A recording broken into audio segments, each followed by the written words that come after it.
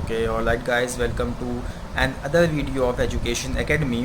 और हम लोगों का chapter number 2 theory of demand अभी तक चल रहा था। क्लास 12 की इकोनॉमिक्स हम लोग पढ़ रहे हैं।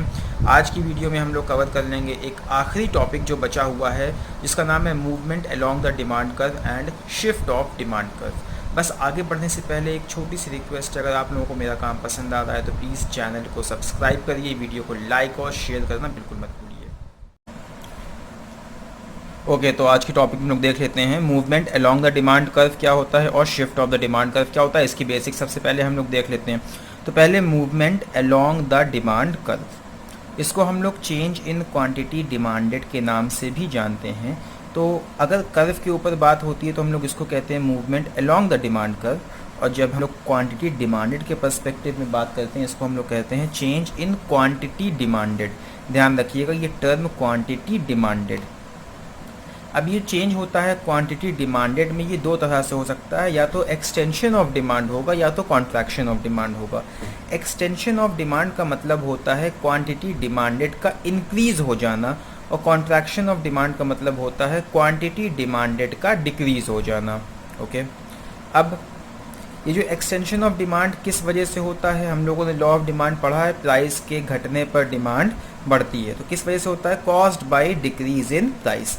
प्राइस घटती है और प्राइस के घटने पर जब डिमांड बढ़ती है उसको हम लोग कहते हैं एक्सटेंशन ऑफ डिमांड। उसको हम लोग इंक्रीज इन क्वांटिटी डिमांडेड भी कह सकते हैं। ओके, अब कॉन्ट्रैक्शन ऑफ डिमांड पर आ जाते हैं। कॉन्ट्रैक्शन ऑफ डिमांड यानी कि जो डिमांड घटती है किस वजह से होती है, लॉ ऑफ डिमांड। प्राइस बढ़ेगी तो डिमांड घट जाएगी। तो यहाँ पर caused by increase in price, price के बढ़ने की वजह से जब भी कभी डिमांड घटती है तो उसको हम लोग कहते हैं कॉन्ट्रैक्शन ऑफ डिमांड। उसको हम लोग डिक्रीज इन क्वांटिटी डिमांडेड भी कह सकते हैं। ओके, तो यहाँ पर वही वाली चीज़ है, क्योंकि ये पूरा का पूरा इतना फेनोमेना जो है ये लॉ ऑफ डिमांड वाला है।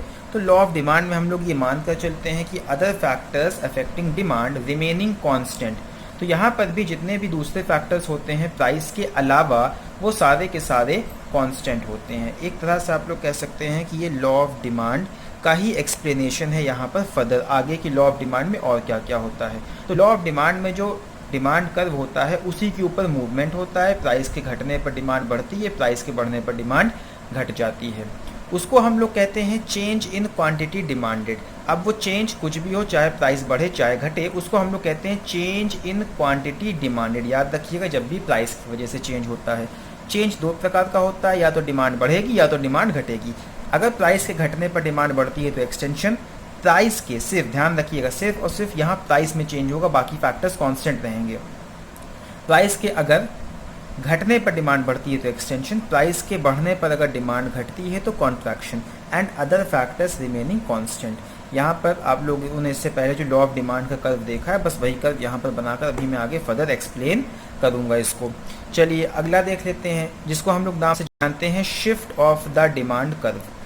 हम लोगों ने कुछ पढ़े थे assumptions of the law of demand. Okay, यहाँ थोड़ा ताल्लुक एजम्पशन से रहेगा, एक्चुअली पूरा ही रहेगा।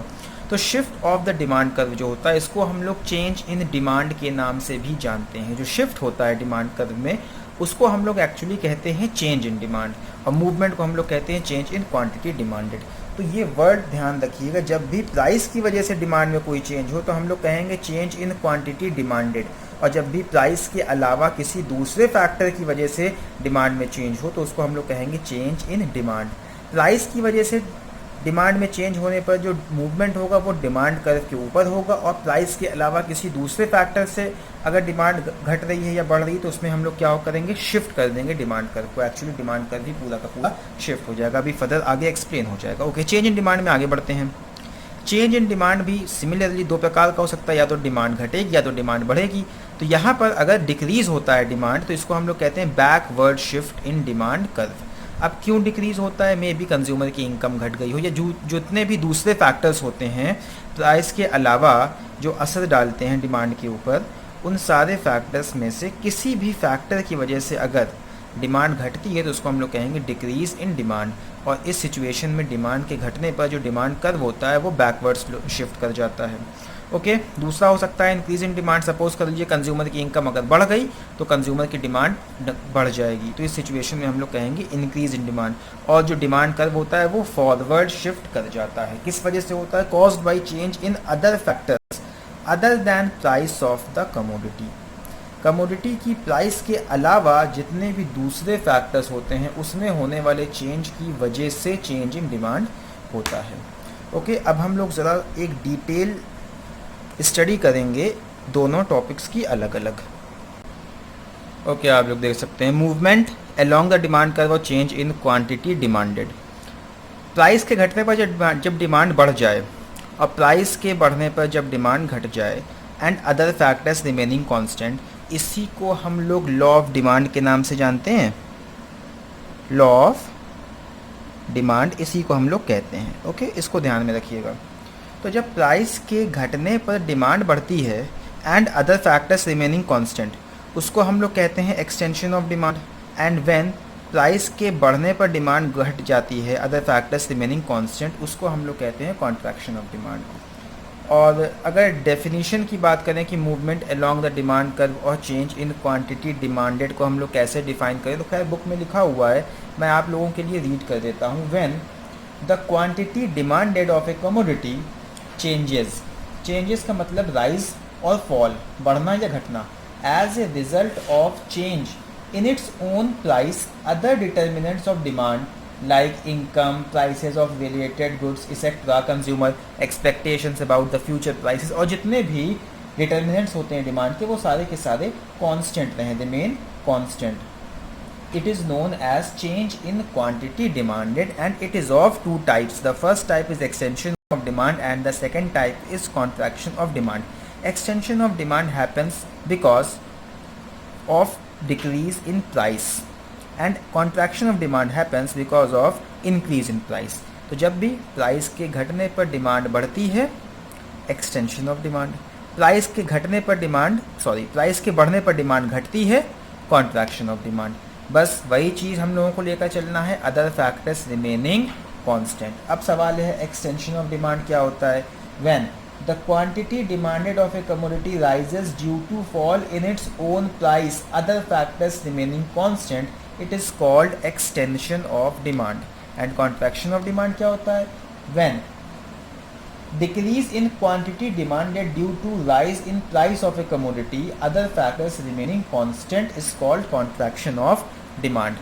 अब नीचे ये जो मैंने कर्व बना कर रखा हुआ है, इस कर्व के ज़रिए आप लोगों को मैं बता दूंगा कि क्या है और इसको हम लोग ग्राफिकली कैसे रिप्रेजेंट करेंगे। ये एक नॉर्मल कर्व बना हुआ है, एक्स एक्सिस वाई एक्सिस पर प्राइस, एक्स एक्सिस पर क्वांटिटी डिमांडेड। बहुत ख्याल रखिएगा इस वर्ड क्वांटिटी डिमांडेड का और डिमांड का। क्वांटिटी डिमांडेड को हमेशा हम लोग प्राइस से रिलेट करते हैं और डिमांड को हम लोग अदर फैक्टर से रिलेट करते हैं, बहुत ख्याल रखिएगा इस बात का। ओके सपोज कर लेते हैं हम लोग एक सिचुएशन व्हेन प्राइस इतनी है, ओके एंड इतनी प्राइस पर मान लेते हैं हम लोग इतनी डिमांड है। So the price is P1 and the demand is Q1। ये हम लोगों ने एक नॉर्मल सी सिचुएशन को अज्यूम कर लिया। ओके ना अब हम लोगों को देखना है कि भाई पहले एक्सटेंशन क्या होता है। अब एक्सटेंशन होता किस वजह से? प्राइस के घटने की वजह से।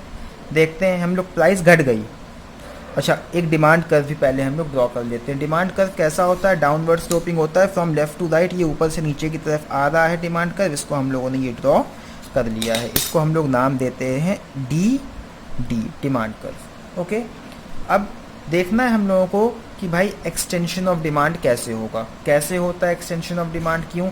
प्राइस के घटने की वजह से। प्राइस हम लोग घटा लेते हैं और प्राइस को घटाकर हम लोग कर देते हैं P2। प्राइस यहाँ से थी इतनी थी, घटा के यहाँ ले आते हैं, इसको हम लोग नाम दे देते हैं P2।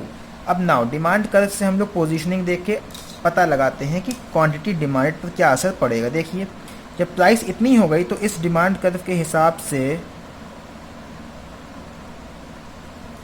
क्वांटिटी डिमांडेड कितनी हो गई? यहाँ पर ये आकर आए, क्वांटिटी डिमांडेड हो गई इतनी। देखिए ये प्राइस घटी तो क्वांटिटी डिमांडेड बढ़ गई। पहले यहाँ पर था, अब ये बढ़कर यहाँ पर हो गया, देखिए इसको हम लोग कहेंगे एक्सटेंशन। ओके, चलिए एक्सटेंशन की बात हो गई। अब कॉन्ट्रैक्शन, कॉन्ट्रैक्शन होता किस वजह से? प्राइस के बढ़ने की वजह से। तो हम लोग प्राइस बढ़ा देते हैं, सपोज कर लेते हैं प्राइस बढ़कर हो गई P3। अब इसी डिमांड कर्व के मुताबिक हम लोग ड्रॉ कर कर देखते हैं कि P3 के मुताबिक क्वांटिटी डिमांडेड कितनी हो गई। देखिए यहाँ पर ये लाइन आ रही है। अब यहाँ से हम लोग देखेंगे कि डिमांड कितनी हो गई है। देखिए डिमांड जहाँ पहले इतनी थी Q1, अब घट के हो गई है Q3। बढ़ के हुई थी Q2, घट के हो गई Q3। क्यों घटी? जब प्राइस बढ़ गई। और ये जो पहले यहाँ पर था पॉइंट, अब वो पॉइंट घट कर यहाँ पर आ गया है। ओके, इसको हम लोग कहते हैं कॉन्ट्रैक्शन। आई होप कि ये क्लियर हो गया होगा। प्राइस जब घटती है तो डिमांड बढ़ जाती है। देखिए प्राइस इतनी थी तो डिमांड इतनी थी प्राइस के मुताबिक, जैसे ही प्राइस घटी डिमांड बढ़कर इतनी हो गई, और जैसे ही प्राइस बढ़ी डिमांड घटकर यहाँ से इतनी हो गई। अब इन चीज़ों की मैंने डिटेलिंग पिछली वीडियोस में भी करी हुई हैं, तो अगर आप लोगों को कोई कन्फ्यूजन हो तो आप लोग वहाँ से देख सकते हैं, नहीं तो कमेंट सेक्शन से मुझसे पूछ सकते हैं। अब चलते हैं हम लोग अपने अगले टॉपिक की तरफ। Okay, shift of the demand curve थोड़ा सा ज़्यादा टिपिकल है movement along the demand curve से। इसमें थोड़ा सा आप लोगों को एक्स्ट्रा समझना पड़ेगा। In this case the entire demand curve shifts upward और rightward or downward or leftward when the amount purchased of a commodity rises or falls because of change in factors like income, fashion, etc. Other than own price of the commodity, it is called change in demand. क्या मतलब हुआ कि इस case में होता क्या है, पूरा का पूरा डिमांड कर्व है वो या तो राइटवर्ड शिफ्ट हो जाता है या फिर लेफ्टवर्ड शिफ्ट हो जाता है। ऐसा होता क्यों है?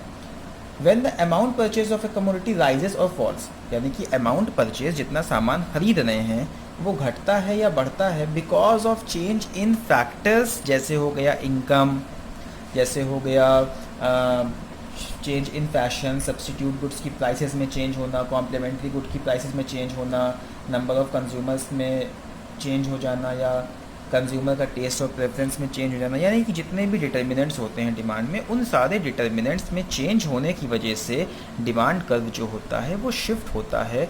बस एक फैक्टर में चेंज नहीं होता, वो है प्राइस। तो जब भी कभी प्राइस के अलावा किसी दूसरे फैक्टर की वजह से चेंज होता है उसको हम लोग कहते हैं shift of the demand curve और चेंज इन डिमांड। ओके, तो जो राइट वर्ड शिफ्ट होता है उसको हम लोग कहते हैं इंक्रीज इन डिमांड। ओके, बात समझ में आ रही है?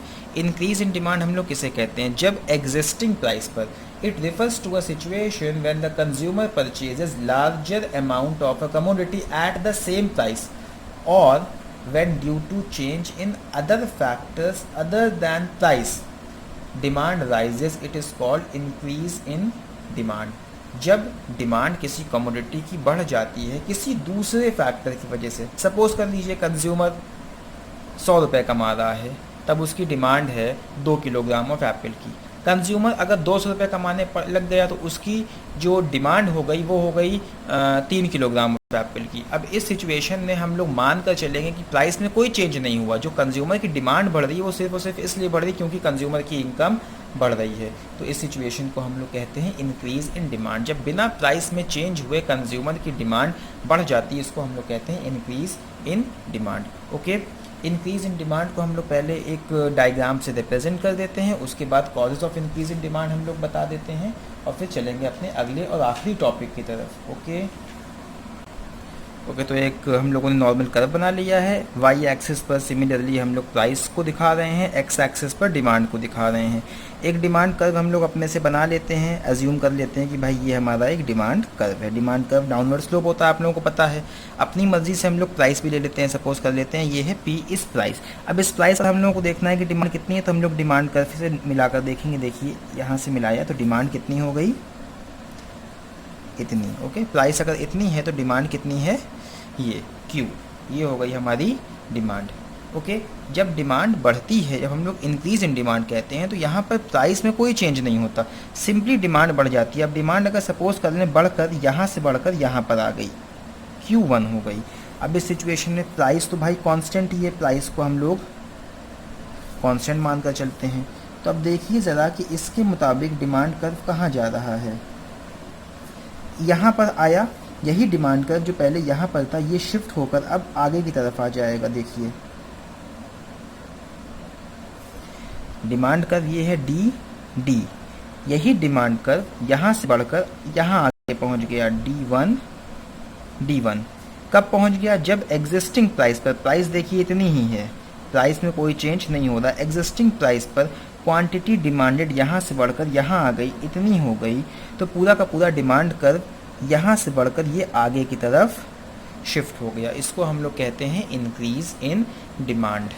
ओके अब हम लोग बात कर लेते हैं इंक्रीज इन डिमांड के कॉजेज़ के बारे में। ओके तो ये rightward shift of demand curve होता क्यों है, या इंक्रीज इन डिमांड क्यों होता है, डिमांड क्यों बढ़ जाती है भाई। हम लोग लॉ ऑफ डिमांड में पढ़ते हैं कि डिमांड कब बढ़ती है, जब प्राइस घटती है, मगर यहाँ क्या हो रहा है, प्राइस नहीं घट रही है, किसी दूसरे फैक्टर की वजह से डिमांड बढ़ जा रही है। दूसरे फैक्टर में पहला फैक्टर क्या हो सकता है, कंज्यूमर की इनकम का बढ़ जाना। जब कंज्यूमर की इनकम बढ़ जाती है तो पॉसिबल है कि कंज्यूमर अपनी डिमांड को बढ़ा दें। या दूसरा फैक्टर है increase in price of substitute goods. कोई सब्सटीट्यूट गुड है, उसकी प्राइस अगर बढ़ गई, सपोज कर लीजिए पेप्सी है, कोका कोला है, अगर पेप्सी महंगी हो गई तो ऑटोमेटिकली कोका कोला की डिमांड जो होगी वो एग्जिस्टिंग प्राइस पर बढ़ जाएगी। तो increase in price of substitute goods. दूसरा है decrease in price of complementary good. अब जैसे कॉम्प्लीमेंट्री गुड्स हैं, कॉम्प्लीमेंट्री गुड्स जो एक साथ इस्तेमाल किए जाते हैं, सपोज कर लीजिए कार है और पेट्रोल है। अब अगर कार बहुत सस्ती हो जाएगी, कॉम्प्लीमेंट्री हैं आपस में, कार बहुत सस्ती अगर हो गई तो ऑटोमेटिकली पेट्रोल की डिमांड जो है वो बढ़ जाएगी एग्जिस्टिंग प्राइस पर ही। चौथा है increase in number of consumers. Market में कंज्यूमर अगर बढ़ जाएं, अचानक से कोई वजह हो जाए, माइग्रेंट लेबर कहीं से आ जाएं तो वो लोग परचेज़ करने लग जाएंगे। जाहिर सी बात है कि अपनी ज़रूरत का सामान तो परचेज़ करेंगे ही करेंगे, तो एग्जिस्टिंग प्राइस पर ही डिमांड बढ़ जाएगी। या फिर कंज्यूमर का जो टेस्ट एंड प्रेफरेंस है वो उस कमोडिटी के फेवर में शिफ्ट हो जाए। अचानक से ऐसे हम लोग देखते हैं कोई चीज़ फैशन में चलती है तो बस उसकी डिमांड बढ़ने लग जाती है, तो बस वो बिकने लग जाती है। क्यों ऐसा होता है, कंज्यूमर का टेस्ट और प्रेफरेंस जो होता है वो अचानक से उस चीज़ के फेवर में शिफ्ट हो जाता है। जैसे इसका एक अच्छा सा एग्जांपल है MI का मोबाइल फ़ोन।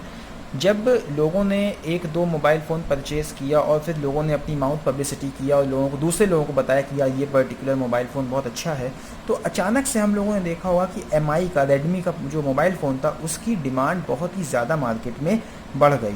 तो ये क्या किस वजह से हुआ, क्योंकि कंज्यूमर का जो टेस्ट और प्रेफरेंस था वो गुड्स के फेवर में, उस पर्टिकुलर कमोडिटी के फेवर में शिफ्ट हो गया। इसीलिए एग्जिस्टिंग प्राइस पर ही उस पर्टिकुलर कमोडिटी की, उस पर्टिकुलर प्रोडक्ट की डिमांड बढ़ गई। और इसको हम लोग इस डिमांड कर्व के ज़रिए शो करते हैं। डिमांड कर्व पहले ये था, प्राइस इतनी है, क्वांटिटी इतनी है, अभी भी स्टिल प्राइस इतनी ही है, क्वांटिटी बढ़कर इतनी हो गई, तो डिमांड कर्व जो था वो यहाँ से शिफ्ट होकर यहाँ आगे पहुँच गया। ओके, तो ये हो गया इंक्रीज इन डिमांड। अब हम लोग देखेंगे अपना अगला टॉपिक, डिक्रीज इन डिमांड।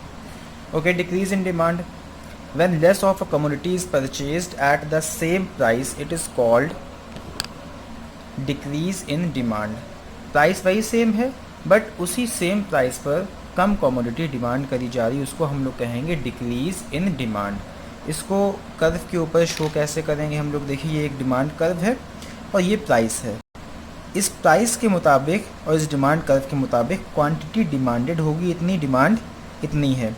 अब प्राइस में कोई चेंज नहीं हो रहा है, स्टिल क्वांटिटी डिमांड जो है वो घट जा रही है किसी भी रीज़न की वजह से। प्राइस में कोई चेंज नहीं हो रहा है बट किसी दूसरे रीज़न की वजह से, जैसे कि हमने यहाँ पे लिख के रखा हुआ है कई सारे रीज़न्स, इनमें से किसी एक रीज़न या दो रीज़न या किसी भी रीज़न की वजह से जो डिमांड है वो घट जाए। सपोज कर लेते हैं डिमांड घट के यहाँ से हो गई इतना Q1। अब प्राइस से इसको देखें, देखिए इस प्राइस पर आ रही है, तो यहाँ पर एक्चुअली डिमांड जो हो गई वो यहाँ से घटकर यहाँ पर आ गई। तो कर्व इसको अगर हम लोग ड्रॉ करेंगे तो कर्व इसका ये ड्रॉ होगा। अब देखिए डिमांड पहले कर्व यहाँ पर था, यहाँ पर स्लोप कर रहा था, अभी क्या हो गया, पीछे की तरफ शिफ्ट होकर यहाँ पर आ गया। इसको हम लोग कहेंगे डिक्रीज़ इन डिमांड, ये कहलाएगा हमारा डिक्रीज़ इन डिमांड। इसको हम लोग डिक्रीज़ इन डिमांड कह रहे हैं क्योंकि प्राइस में कोई चेंज नहीं हो रहा है, केवल और केवल जो क्वांटिटी डिमांडेड है, जो डिमांड है वो यहाँ से घट के यहाँ हो जा रही, ज़्यादा से कम हो जा रही है किसी दूसरे फैक्टर की वजह से। अब वो फैक्टर्स कौन कौन से हो सकते हैं यहाँ पर लिखे हुए हैं भाई। हो सकता है कंज्यूमर की इनकम घट गई हो। कंज्यूमर की इनकम जब घटेगी तो ऑटोमेटिक फेनोमेना ये होगा कि उसकी जो डिमांड होगी कमोडिटीज़ के लिए वो घट जाएंगी, जैसे कि अभी आप लोग लॉकडाउन के फेज़ में देख सकते हैं। लॉकडाउन है, लोगों की इनकम बहुत ही ख़त्म हो गई है, उनकी जो सोर्स है इनकम का वो तकरीबन डिस्ट्रॉय हो गया है, और बहुत से जो डेली वेज वर्कर्स हैं, रोज़ कमाने खाने वाले, उनका बुरा हाल है। तो सिमिलरली गुड्स की जो डिमांड है वो बहुत ही कम हो गई है, तो इनकम के घटने पर डिमांड घट जाती है। इसको हम लोग कहते हैं डिक्रीज़ इन डिमांड। और इस सिचुएशन में डिमांड कर्व जो होता है वो बैकवर्ड स्लोप करता है या फिर लेफ्टवर्ड स्लोप करता है। दूसरा रीज़न हो सकता है decrease in price of substitute goods. जो सब्सटीट्यूट गुड्स होते हैं, जैसे वही एग्जांपल ले लेते हैं हम लोग, पेप्सी है, कोका कोला है, दो सब्सटीट्यूट गुड्स हैं। अब अगर पेप्सी सस्ती हो जाए कोका कोला के कंपैरिजन में, तो कोका कोला की डिमांड जाहिर सी बात है कि घट जाएगी। क्यों घट जाएगी? क्योंकि अब पेप्सी उससे भी सस्ती मिल रही है, तो पेप्सी बिकेगी, कोका कोला ऑटोमेटिकली लोग परचेज़ करना कम कर देंगे। कॉम्प्लीमेंट्री गुड्स की डिमांड की प्राइस बढ़ जाना, अगर कार महंगी हो जाएगी तो कार कम बिकेगी। सिमिलरली पेट्रोल की डिमांड भी कम होगी। नंबर ऑफ़ कंज्यूमर का घट जाना, कंज्यूमर जो हैं वो अगर घट जाएंगे तो जाहिर सी बात है डिमांड भी कम हो जाएगी। अब कंज्यूमर का टेस्ट एंड प्रेफरेंस किसी कमोडिटी के अगर फेवर में शिफ्ट हो जाएगा तो डिमांड इंक्रीज़ हो जाएगी, और अगर डिक्रीज़ हो रही है तो जाहिर सी बात है कि अगेंस्ट द कमोडिटी कंज्यूमर का जो टेस्ट एंड प्रेफरेंस है वो शिफ्ट हो गया है। ओके, कंज्यूमर किसी चीज़ को पसंद अब नहीं कर रहा है तो उस कमोडिटी की डिमांड ऑटोमेटिकली घट जाएगी। ओके, तो ये था हमारा topic causes of decrease in demand, और पूरा का पूरा टॉपिक हम लोगों का हो गया है, जिसका नाम था movement along the demand curve and shift of the demand curve. अब difference between contraction and decrease in demand ये एक इम्पॉर्टेंट टॉपिक है, और difference between extension of demand and increase in demand ये भी एक इम्पॉर्टेंट टॉपिक है। तो इसको आप लोग अपनी बुक में आप लोगों का दिया होगा रेफरेंस, आप लोग वहाँ से पढ़ सकते हैं, लिखा होगा। सिंपली प्योर थ्योरी है, इसमें समझाने के लिए कुछ नहीं, सारी चीज़ें यहाँ पर मैं समझा चुका हूँ। स्टिल अगर आप लोगों को डिमांड है तो आप लोग कमेंट सेक्शन में करें, मैं आप लोगों को इसको भी प्रोवाइड कर दूंगा, एक अलग से सेपरेट वीडियो बनाकर दिखा दूंगा। इसको मैं इसलिए यहाँ पर नहीं कर रहा हूँ क्योंकि ये क्वेश्चन आंसर का पार्ट है, और एक और वीडियो मैं इसी चैप्टर की अपलोड करूँगा जिसमें क्वेश्चंस और उनके आंसर्स के बारे में बात करी जाएगी जो आप लोगों के बोर्ड के एग्जाम्स में आते हैं। Thank you so much for watching the video, and don't forget to comment, like the video and subscribe the channel.